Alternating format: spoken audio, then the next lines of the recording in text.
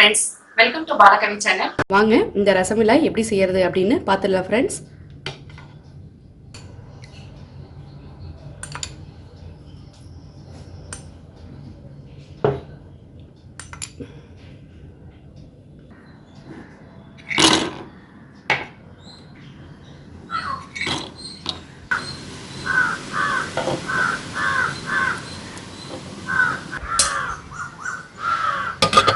Red colour packet எடுத்துங்க.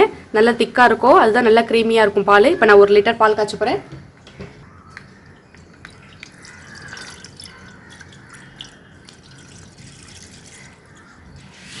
இன்னொரு packet ஊத்திக்கிறேன். 1/2 litre 2 packet எடுத்துக்கிட்டேன் நான். அதுவும் நல்ல கிரீமியான மில்கா எடுத்துங்க. அதுதான் ரசமலாய்க்கு ரொம்ப டேஸ்டா இருக்கும். பால் நல்லா காயட்டும்.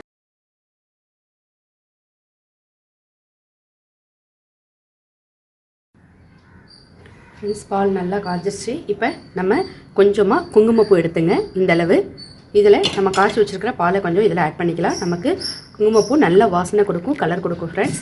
இந்த பாலில் கொஞ்சம் நேரம் ஊறிட்டு இருக்கட்டும். பால் அதுக்குள்ளே நமக்கு இன்னும் நல்லா திக்காகணும். காய்ச்சின பாலில் நான் ஒரு 3/4 கப்பு சுகர் சேர்த்துக்கிறேன். 1 லிட்டர் ஊற்றின பால் வந்து நமக்கு 1/2 லிட்டர் வர வரைக்கும் நல்லா காய்ச்சிங்க ஃப்ரெண்ட்ஸ். நமக்கு நல்லா பால் சுண்டி வந்துருச்சு. இப்போ நம்ம இந்த பாலோட நம்ம எடுத்து வச்சுருக்கிற குங்குமப்பூவும் பாலும் மிக்ஸ் பண்ணி வச்சுருக்கோம் இல்லையா, அதை இதோட சேர்த்துக்கலாம் ஃப்ரெண்ட்ஸ்.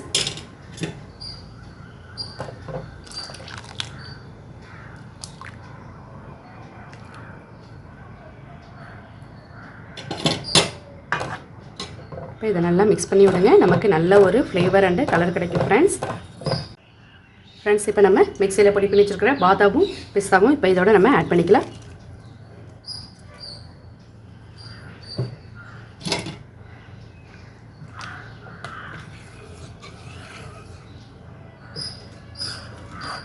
இப்போ இதை எடுத்து நம்ம ஒரு ஓரமாக ஆற வச்சிடலாம் ஃப்ரெண்ட்ஸ். நல்லா ஆறட்டும்.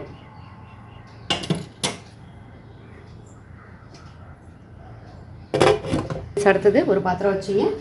அதே மாதிரி இப்போ நம்ம ரெட் கலர் பாக்கெட்டு நல்ல க்ரீமான திக்கான மில்க்கு 1 லிட்டர் எடுத்துக்கிட்டேன் ஃப்ரெண்ட்ஸ்.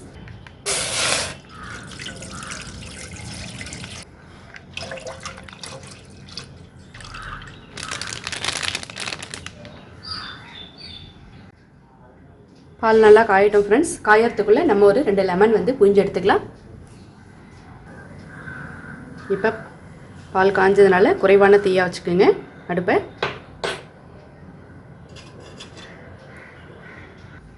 இப்போ நம்ம எடுத்து வச்சுருக்கிற லெமனை கொஞ்சம் கொஞ்சமாக ஆட் பண்ணிக்கோங்க ஃப்ரெண்ட்ஸ். குறைவான தீயில் அடுப்பு வச்சுக்கிட்டே நீங்கள் லெமனை ஆட் பண்ணணும்.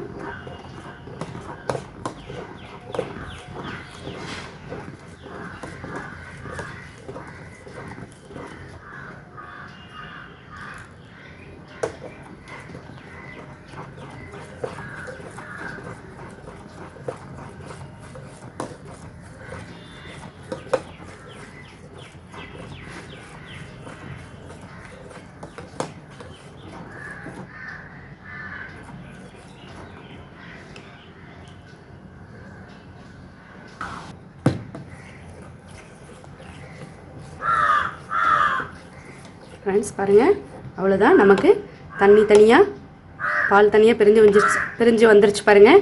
இப்போ நம்ம அடுப்பை ஆஃப் பண்ணிடலாம்.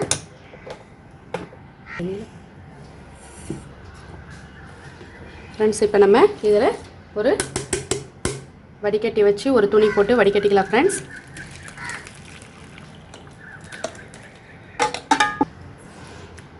அவ்வளோதான். நம்ம நல்லா இப்போ இதை துணியோடு சேர்த்து நல்லா புழிஞ்சு எடுத்துங்க ஃப்ரெண்ட்ஸ். சூடாக இருக்கும் பாருங்க. நமக்கு இவ்வளோ தண்ணி வந்துருக்கு பாருங்கள். இது வேஸ்ட்டு தான்.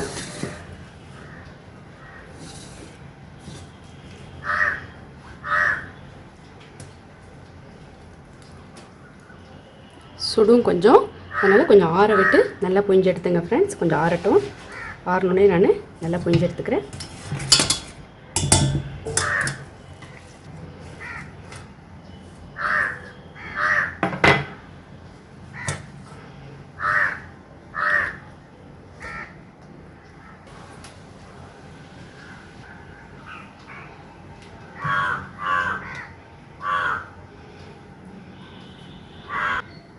ஃப்ரெண்ட்ஸ் இப்போ இதை நம்ம உதிர்த்து விட்டு கைகளால் ஒரு 10 நிமிஷம் நல்லா பிணைஞ்சிக்கணும் ஃப்ரெண்ட்ஸ்.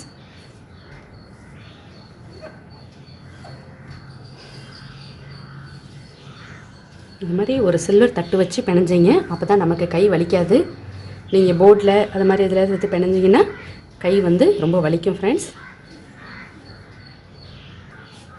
ஒரு 10 நிமிஷம் பிணையணும்.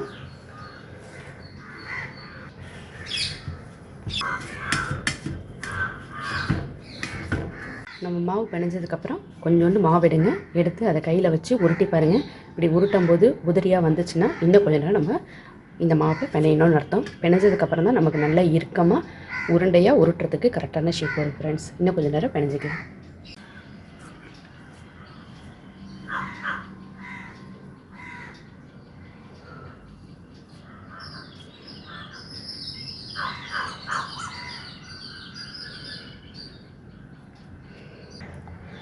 ஃப்ரெண்ட்ஸ் இதே மாதிரி நம்ம எல்லாத்தையும் நல்லா உருட்டி தட்டி எடுத்துக்கலாம். நம்ம இதை சக்கரை பாகில் போட்டு எடுக்க போகிறோம். வாங்க சக்கரை பாகில் போடலாம். ஃப்ரெண்ட்ஸ் அடுப்பில் ஒரு பாத்திரம் வச்சு 1 கப் சர்க்கரை சேர்த்துக்கலாம். 5 கப் தண்ணி சேர்த்துக்கலாம்.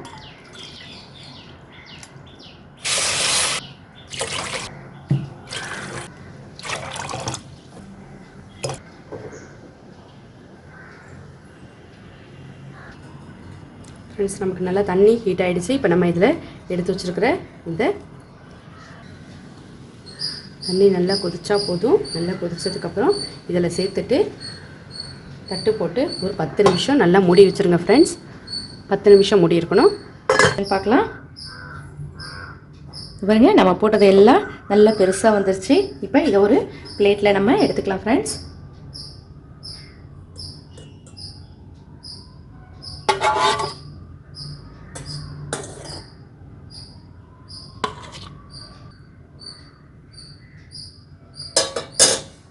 இது மேலே கொஞ்சம் நம்ம ஆடுற வரைக்கும் நமக்கு இதில் கொஞ்சம் இந்த சக்கரை பாகு ஊறிட்டு இருக்கட்டும் ஃப்ரெண்ட்ஸ்.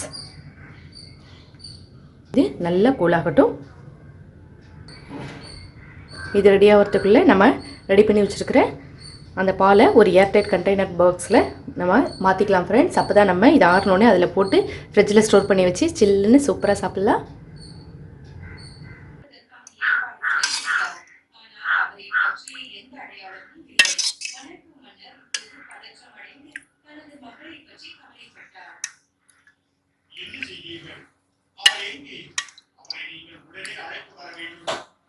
இப்போ நமக்கு நல்லா கூல் ஆயிடுச்சு.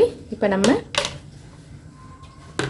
இதில் கொஞ்சம் சுகர் சிரப் எடுத்து வச்சுருக்கோம் இல்லையா, அதை கொஞ்சம் லைட்டாக அதில் உள்ள சுகர் சிரப்பை எடுத்துருங்க. இப்போ இதில் நான் எடுத்து வச்சுருக்கிறேன் இந்த பாலில் இப்போ இந்த சேர்த்துடலாம்.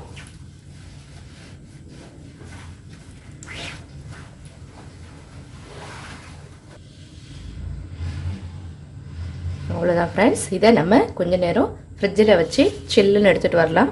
இதை உடனே சாப்பிட்டா நல்லா இருக்காது. ஒரு 6 to 8 hours இதை நல்லா ஊற வச்சு சாப்பிட்டா தான் இதோட டேஸ்ட் வந்து நல்லா தெரியும் ஃப்ரெண்ட்ஸ். இப்போ நான் இதை ஃப்ரிட்ஜில் வச்சுட்டு வர போகிறேன். வச்சுட்டு எடுத்துகிட்டு வந்து காமிக்கிறேன் ஃப்ரெண்ட்ஸ். இது பாருங்க சூப்பராக ரெடி ஆகிடுச்சு. ஃப்ரிட்ஜில் வச்சு ரசமலாய் ரெடி ஆகிடுச்சு ஃப்ரெண்ட்ஸ். இப்போ நம்ம இந்த ரசமலாயை சாப்பிட ஆரம்பிக்கலாம்.